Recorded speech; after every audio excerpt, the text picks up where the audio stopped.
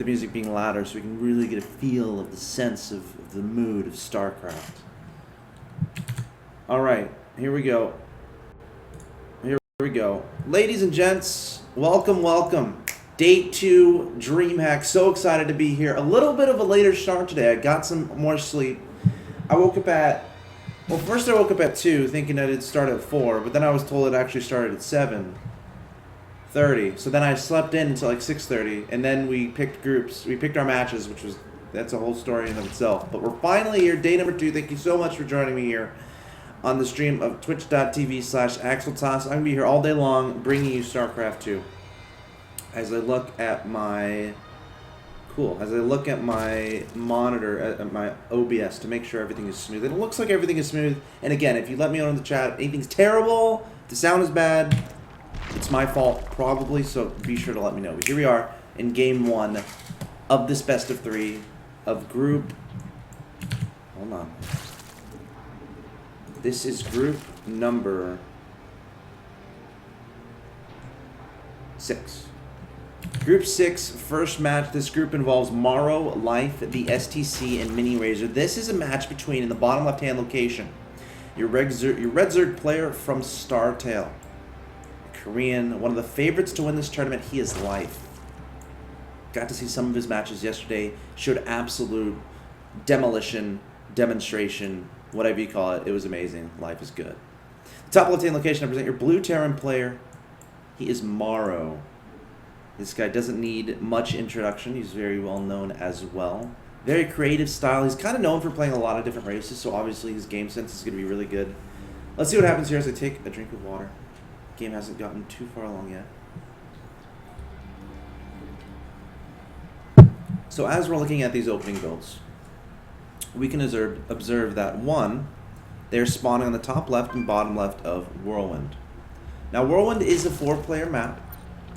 So there's a level of unknowingness as far as you don't know where your opponent is, you don't know what they're doing. As if it's a 2-player map, you know where to send your Overlord, you know where to send your scouting drone, etc. These guys don't necessarily know that.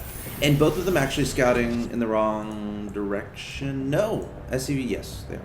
Overlord went in the bottom right location. SCV is going in the top right location. Now this is interesting because Morrow opening up with the command center first, whereas Life is opening up with the gas first. So it's an apparent speed opening, which means he's going to be behind from the beginning, because generally when you go for the speed opening, it's kind of a response to Reaper. I know we talked about that a lot yesterday, but there's 2 essences to it, right? One is, well, actually there's 3. One is, okay, it's really fast speed, you want to deal with the Reapers. 2 is, it's really fast speed, you want to get early map control before Hellions come out, which is kind of the same thing, but not really. But some players, like, even if they're players that go on Reaper, they'll go with the speed opening, just so they can feel comfortable. The third is, okay, maybe they keep mining gas and go for some crazy all-in. We can see that the third option is not happening. That's definitely not happening because we have 0 out of 3 on the Kaiser.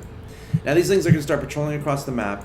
And Whirlwind isn't a crazy Reaper map because Reapers can't jump across this ledge. They're not Spider-Man Reapers. They would probably fall in that chasm down below, which would be quite uncomfortable. Reapers cannot jump across this ledge. So the only place Reaper can jump in between the main and the natural is here. That's the only way they can get into the main. So that's why a lot of Terran players don't go Reaper on this map. Also, from a Terran perspective, it's like there's no reason not to go for this command center first. Again, it's the same reasons, right? There's no other entrance into the natural, really.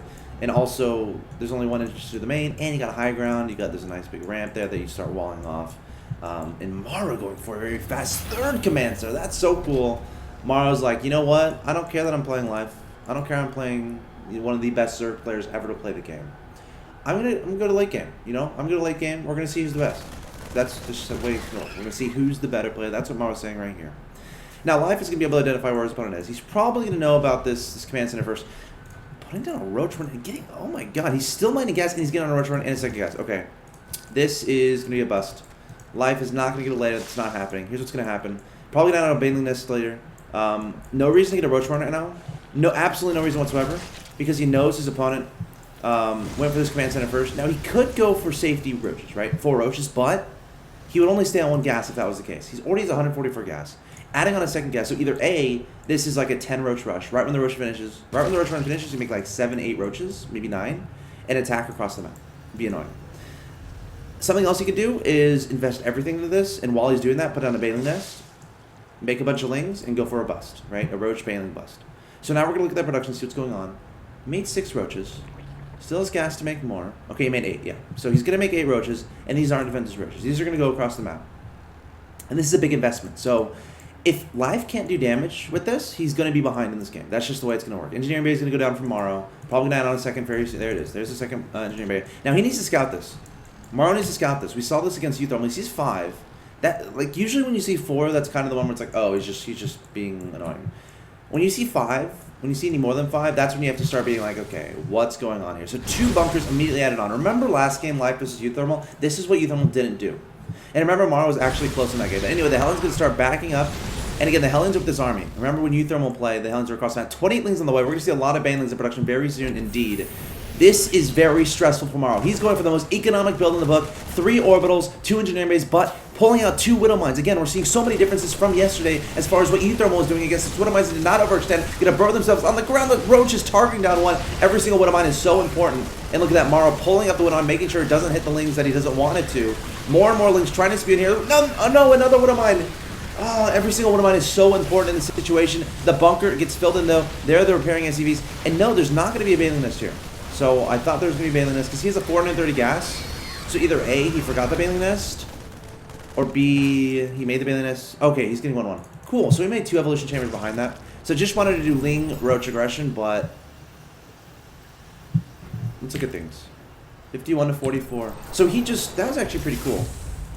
Wasn't all in by any means. Just made a bunch of Lings, a bunch of Roaches, skipped the Baneling Nest. She's like, you know what? I'm not going to go for an all-in. I'm not going to make a bunch of Banelings and warp them out and make them outside my opponent's base. I'm just going to make 10 Roaches, 8 Roaches, 9 Roaches, make a bunch of Speedlings behind it, and see how annoying I can be. What was really cool about that there is no Widow Mine shot got off. Imagine if Morrow had gotten Widow Mines down and they got their shots off. Morrow would be much happier. But as it stands, Harvester 61 to 48 in favor of Life. Now, Morrow does have this 3rd orbital. He's actually pulling it down to this area. And Life doesn't necessarily know about this. Doesn't know about this. He's going to find out very soon with this lane. 4, 5 barracks being added on, getting that production going. I want to add a tech lab onto one of them and probably the rest of them reactors. I would be okay with that. Armory going down as well. Might do all reactors even. That would be... Oh, okay, no, there's a starport. Yeah, I thought it was a barracks, but that's a starport. Still making Widow Mines. So, looking at upgrades. Not a huge difference. Not a huge difference whatsoever. Baneling Nest on the way. Now, Life is either going to have to be aggressive towards his 3rd, or do something, like to his opponent's economy right now. Or take his 4th down here. It's a great place to take a 4th. Great place to take a 4th right now. So look out for a drone meandering in that general direction fairly soon. Now, his layer is done, yes.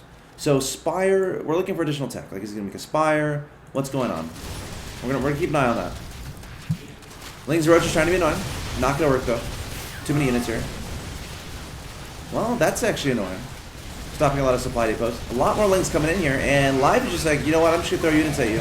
That's what's going to happen here. But we can see he's pretty far down on resources lost. And these Lings are being really annoying. Still more and more Lings coming forward from Life. So Life really wants to just be annoying at this point. You know, he's not trying to kill his opponent. He's just like, you know what, let's try to kill this 3rd. Not necessarily kill it. Let's just like send a bunch of units for this 3rd. If we kill it, great. If we don't, whatever. These are just Lings. I don't care that much. I have a bunch of them in the gas. I don't care about these Lings. My macro is too good. Like, you know, that's just the way it is. So Spire's halfway done, and he's gonna have like when the Spire finishes, he's gonna have like 2,000 gas, unless he starts 2-2 right now. Okay, there's 2-2. So he's not gonna have 2,000 gas. He's gonna have like 1,500. Also starting bathing centrifugal hooks. Very nice upgrade. Taking his 4th here. Life, are you crazy? Life is like, you know what, Morrow, I don't care if you're right next to me. I'm just going to expand next to you. That's just, yeah, that's what's happening. Not taking this one at the bottom that might be safer. Now, it's interesting because still a lot more Lings coming. Morrow's like, okay, why are you sending all these Lings at me? Life is so awesome. He's just like, that's awesome. So this is actually interesting. Putting this 4th here means it's kind of the easiest one to protect in a sense in that you're going to be attacking from this direction, right? However, Morrow could be attacking from here, and he's here in an instant. Whereas this, at the bottom, as we get a pause, this space at the bottom, if a Terran like tries to do a counterattack, it's a little bit annoying as a third player to pull all your units down there to deal with it. Whereas to defend an attack of here, oh, your army's already up here, so you can help out. there's a lot of give and take, a lot of pros and cons. Now, another part of it is, can Morrow even identify that base is there? Because from Morrow's perspective, let's look at his vision. Okay, so he has seen this hatchery. So he might be like, you know, Life, you're trying to build that there, challenge accepted, I'm going to kill it. You think you can defend it, that's not happening. So let's see if Morrow can accept this challenge and go for it. Setting up some Widow Mines in the back, great decision here. 13 mutas on the way. 13 mutas. Oh my gosh! Those Widow Mines killed more of Morrow than Life, I think. Wow. Okay. Mutas coming in.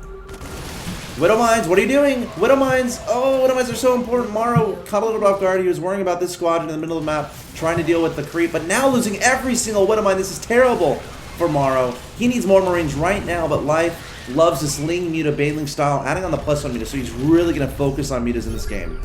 Morrow needs to get Marines out like a madman. He needs to spam those Marines as fast as possible. He needs to make them 50 at a time because Mutas are going to start being really annoying if he doesn't. He needs turrets in his main base. I would love to see like 3 turrets right here. Just right here. Boom. 3 turrets. That would be sick. I would love to see that. Okay, maybe 2. Maybe 2 is fine. Drop happening there from Morrow, trying to spread Life out. That's a great idea. But Life a little bit too good for that. He's going to be able to handle that, no problem whatsoever.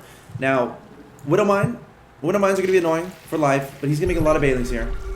See if he progresses on to hot. No, okay, so no infestation bit. So he's still far, far, far away from 3-3. So he's wanting to invest a lot into this mid game. Now, if the 3-3 gets started from Morrow, that's the window that Life has to kill Morrow. Because if once 3-3 finishes, Morrow doesn't have an infestation pit yet. Morrow does not have. He's not going to Hive anytime soon. So if 3-3 finishes and Life is still in this game and Morrow is still in this game, Morrow is going to have a pretty good advantage. So Life, right now, he's like, okay, I'm going to kill Morrow in the next 200 seconds. So let's see if that happens. Link coming forward, Mutas as well. Marines and Marauders trying to kite back, but look at all these units from Life. He has just so many. Up 175 to 153, Morrow trying to reinforce with more Marines, trying to reinforce with more Widow Mines. Life doing a great job taking down a lot of Widow Mines, making more Banelings again, investing everything in units at this point. No more expansion from him, no more upgrades, no more anything, just Mutas, Lings, and Banelings to kill his opponent. If this doesn't work, this is going to be terrible for him in the late game. But if it works now, it's going to be great, and he's going to win the game. Morrow needs to identify this and really needs to buckle down and deal with this. That's what needs to happen right now. Morrow thinking about taking a 4th Life and go check on that. Some Marines going to stim over in this direction, but here come the Lings from Life trying to cut off these 2 armies. The Banelings as well, it's going to be very difficult for Morrow to control. Has to have perfect control in this situation. I'd love to see a little bit more medevacs in his composition. I only see 3 or 4. Life has to be careful. Still sending a lot of Lings in. Muta's trying to harass his command center. SCVs are vulnerable here on the high ground. Look out for the Banelings. No, Marine's going to be there to help out. And Life is going to have to back away. But still, look at this. Nothing but units. No progression in upgrades. No progression in infestation pit. No progression in the Hive. Again, he wants to win before that 3-3 finishes. And he might be able to. But Morrow doing a great job here, fending this off time and time again. Adding on more Marines is so important. 2 medevacs. Adding on a bunker. He realizes, okay, my opponent investing a lot into this. I got to take this seriously. I have to take this threat very seriously. The Banelings and Lings coming forward. Mutas as well. Marines trying to back up. And here comes some more reinforcements. Great target fire there from Morrow. Target firing down the Banelings. That's so important. These Banelings are not going to get finished up. And now only Lings and Mutas against Marines. Is that going to be enough? We need more reinforcements here from Morrow. Oh, he still has the bunker alive. Brilliant. Never salvaged it. That's going to help a little bit, but not that much. And now Life is in the production. This is what Morrow does not want. He needs to get these 10 Marines together and work on these units. With so many Mutas, how does Life win games like this? I don't understand. He's just like, you know what? I'm going to make Mutas and Lings and just overwhelm you with units. That's what Life does. And now Morrow can't get units together to deal with this. It's not going to happen. 3-3 is going to finish. 12 more Marines on the way. But it is a dire situation. 2 medevacs over here. This is exactly what we saw against Euthermal. And Life takes the victory. What a fantastic game. Life is so good. And look at this. I said he wanted to finish in the next 200 seconds. Look at that, right before 3-3 completes.